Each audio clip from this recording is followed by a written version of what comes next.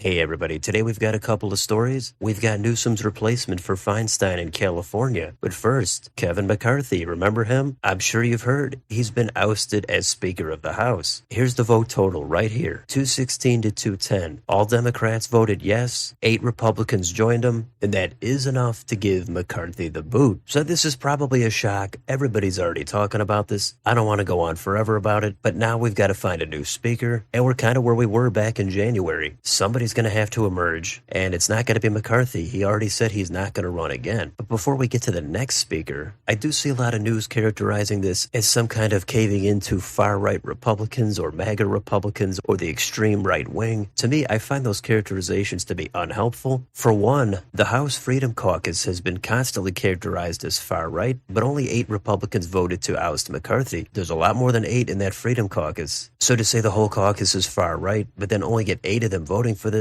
and then say those are far-right, does that make the rest of the Freedom Caucus not far-right anymore? But for me, the label of far-right or far-left, I usually just find it to be a reductive smear. I think the better way to go about it is to list the specific issues that there was disagreement on. That, I think, would provide actual substance and nuance. And plus, all Democrats voting with those Republicans, I think it objectively makes them complicit in the same outcome, even if they're coming at it with different motives. But I think it was lose-lose for McCarthy. In order to save himself, he would have had to get some support from the Democrats, and to do that, he would have had to give them a couple of concessions. But if he did that, of course, that would have angered the Republicans, and at that point, it's going to be far more than just these 8 that voted to remove him. So it only took a handful of Republicans that were dissatisfied with McCarthy for whatever reason. We got 8 of them. There were some absences, but McCarthy is out. And like with most things in politics, there are 2 ways to look at this. If you're in favor of removing McCarthy, you're thinking this is a victory. He was ineffective as Speaker, did not fulfill his promises, and you want somebody more aligned with your values. And maybe Ukraine funding is one of the more important issues to you that you think Kevin McCarthy betrayed you on. And maybe the next person is not any better, but McCarthy blew the one chance he had. And if you're not in favor of removing McCarthy, then this is going to be characterized as more Republican infighting. Their caucus is in disarray. The party has been hijacked by the far right. The American people are the losers. Those are the 2 narratives I see emerging. But for me, I think the roles would be completely reversed if the Democrats did the same thing when they won the House in 2018 and the progressive squad type members came in. They came in there with a mostly anti-establishment agenda. They were not going to accept the status quo. They wanted the minimum wage raised, Medicare for all, etc. They did not hold out like the Republicans did to get some concessions from leadership. And for the most part, it seems like they've become much more cozy with the establishment over the years. And I think a lot of progressive voters are disappointed by how those squad members did not do what the Freedom Caucus Republicans did when electing their speaker, and maybe they should have. Now, I think if they did, then they would be characterized as far left, probably get tons of unfavorable coverage in the media. There would be all kinds of stories about Democratic infighting, holding up democracy. The far left is holding the party hostage, and that, I think, is the thing that is common on both sides. Now, I'm not saying either side is right or wrong. They both have their own values, their own strategies, but just because they don't fall in line with the establishment status quo, I don't think that's necessarily a problem like it usually gets portrayed in the media. And the Republicans actually were successful, unlike the Democrats, in getting some of their demands. For me, it just seems like it's easier to fall in line with the establishment if you're on the Democrats. More of the Republicans do stick to their values. Whether you agree with those values or not, that's a different story. But that all led up to this McCarthy vote. He's out. Patrick McHenry from North Carolina, he's going to be the interim speaker. We don't know who it's going to be next. There's going to be tons of speculation. Maybe it's Steve Scalise, even though he's undergoing cancer treatment. Maybe it's Elise Stefanik. Maybe even somebody throws out Donald Trump again. There's a ton of possibilities. I don't want to get into the speculation. Whatever's going to happen is going to happen. There might be a lot of chaos in the vote again. Maybe a consensus candidate will emerge. It's going to be tough with that slim Republican majority. I know each side loves to see the other side fight amongst themselves, but when everybody agrees on everything and nobody's willing to stand up and say they have a different line of thinking, it depends what it is, but I don't think that's necessarily a bad thing. So it's embarrassing for McCarthy. He had one of the shortest tenures as Speaker. At least he could say he did it for a little while, but that is politics for you. Everybody loves to see the other side crash and burn. They think they're the good ones. Meanwhile, most of the American people keep taking the losses. Everybody blames everybody else. But those are a couple of my thoughts I had about McCarthy. Now, the other story, real quick. Gavin Newsom, he's appointed Laphonza Butler to replace Dianne Feinstein and finish out the remainder of her term. So he followed through on his pledge to appoint a black woman. But before that, she technically has residency in Maryland. So that's kind of an oops moment as far as the optics go. You couldn't find one person that is currently living in the largest state in the union. Now, of course, she does have ties to California. She's got associations with Uber and Kamala Harris. And I know sometimes people move out of state, but I think that is going to elicit calls of carpetbagging. The similarities that come to mind are Dr. Oz in Pennsylvania. It always looks horrible when you have to change your voter registration in order to represent the state that you're in. But it is what it is. Now, also about this race, she's supposed to only be a placeholder, but nothing is really stopping her from running for a full term. So there could be another plot twist happening later on. This does shake up the race. We already had Schiff and Porter as the two frontrunners. Barbara Lee was down in third place. Now, Barbara Lee does happen to be a black woman. Gavin Newsom has said race and gender. Those are the requirements he has to make this appointment. But at the same time, it's not going to be the person that's already in the race that meets those requirements. That seemed like a layup from Newsom's perspective. So I can understand that being an insult to Barbara Lee, but I think it is much more an insult to everybody that the identity is paramount. Everything else is secondary. And if he thinks that identity is so important, then he should have appointed Barbara Lee. What does he care about the upcoming Senate race? He cares about color and sex. And the overt nature of it, I think, is what makes it especially off-putting. If he said nothing about identity, but behind the scenes, he had the same thought process where he's going to eliminate everybody else that does not fit that description, that would still be a problem. But he comes right out in the open and says it unabashedly. And for me, that is a significant problem with the Democrats. I put it on par with the Republicans that come out there and say, we have to make cuts to Social Security, Medicare, and Medicaid. Those positions, I think, are complete wipeouts. I see it on both sides. Here you have Newsom, and it's not just him, but elevating identity above all else, when he could just say he's going to include everybody and pick the most qualified candidate. Whatever problem Newsom is trying to solve, I think he's going about it the wrong way. I think it could only divide everybody further, and I know a lot of the media eats up the identity politics, but at least Newsom could have picked somebody who already lived in the state. It doesn't seem hard. There are tens of millions of people that live there. But anyway, who cares what I think? That is what's happening in California. So let me know in the comments, what do you think about either of these stories? How about the McCarthy vote? Who do you think is going to replace him? Should the Democrats have done the same thing with Nancy Pelosi? And how about Newsom in the Senate pick? How is that going to change the dynamics in the upcoming Senate race? Let me know down below on your way out. Don't forget to like, share, and subscribe. Join if you'd like to support the channel. Thanks for watching, and I'll see you on the next video.